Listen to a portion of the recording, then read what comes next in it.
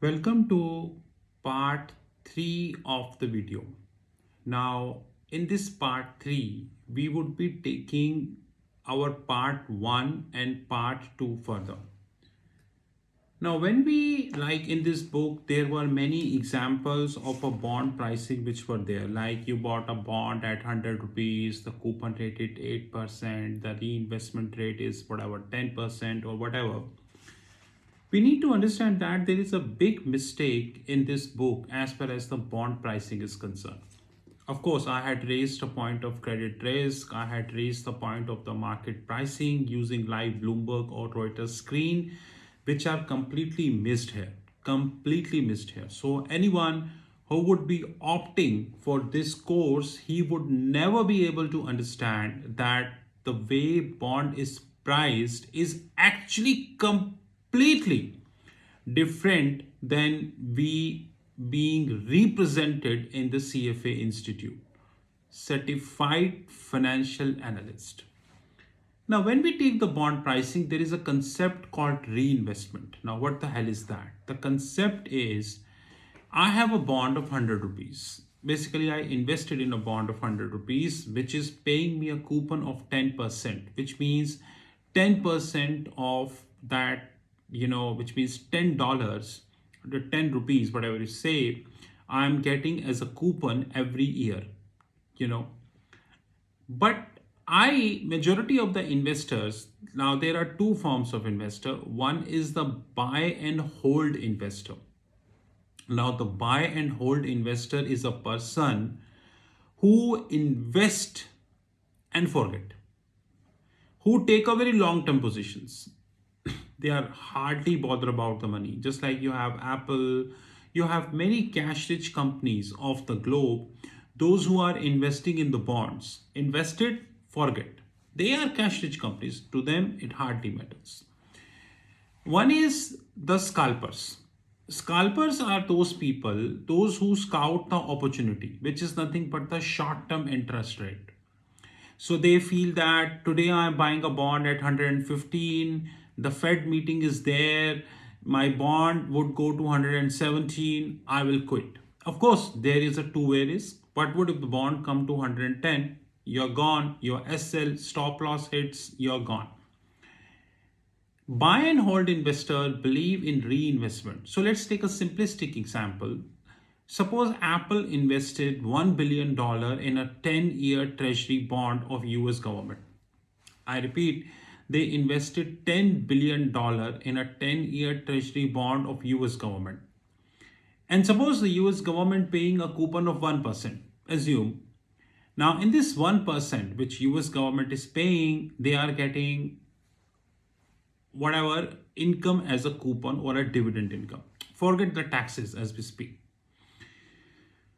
Now this coupon income which they are getting, 1 billion into 1%, which they are getting, they reinvest this coupon income because Apple is a cash rich company. To them, this 100 million, this dividend which they are getting on 1 billion US dollars of investment, it hardly matters. It's a cash rich company. And as we speak in 2022, they are very, very closer to 3 trillion valuation company. Of course, huge cash in the balance sheet, not to mention this. Now, what happens? They invest this 100 million probably in some mutual funds, probably in some bonds, or probably various avenues, or maybe structured product also. Now this component which they invest is subject to some interest rate fluctuation which is called reinvestment risk. Probably at the time of the investment they were getting 1% and now they are getting 1.5%, which means gain. What would if they get 0.80, which means loss? What would if they get 0.60, which means more loss? But Apple is hardly bothers because Apple is a cash rich company. To Apple, what matters is the reinvestment.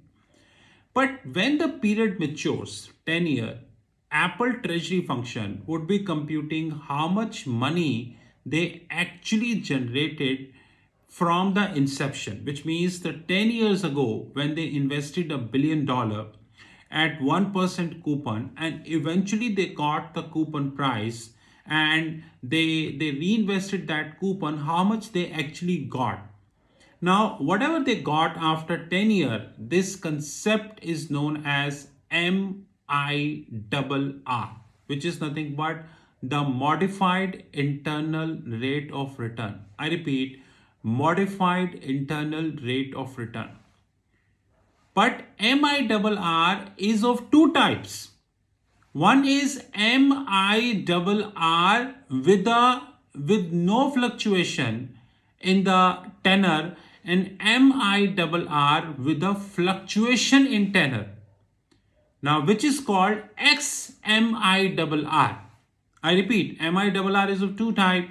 One is the normal MIRR, which means no fluctuation in the tenor, and one is XMIRR, which means fluctuation in the tenor.